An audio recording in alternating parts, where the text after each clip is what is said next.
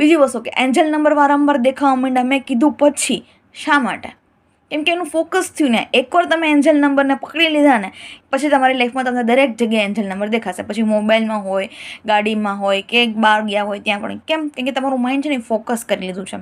એવી જ રીતના તમારે જો તમારી મનપસંદ વસ્તુ કંઈ પણ મેળવવી છે ને તો એના ઉપર ફોકસ કરવું પડશે. કઈ રીતના? નથી મળતું, કેમ મળશે, ક્યારે થશે, શું કરીશ, આટલા બધા ટેન્શન છે, આ બધી નેગેટિવિટી છે, કેમ થશે, એવું નથી વિચારવાનું.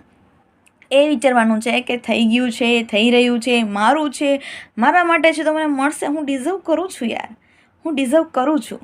જ્યારે આવો તમારો પોઈન્ટ ઓફ વ્યૂ હશે, આવી પોઝિટિવિટી હશે, ત્યારે વસ્તુ તમે અટ્રેક્ટ કરી શકો. કરવાનું છે શું તમારે હવે? તો પહેલી વસ્તુ છે કે તમારા ગોલ અને તમારું મેનિફેસ્ટેશન બે સેમ હોવું જોઈએ. મતલબ કે હવે ઘણા બધા લોકો છે 8 થી 10 વર્ષ પછીનું ગોલ કરી લે છે.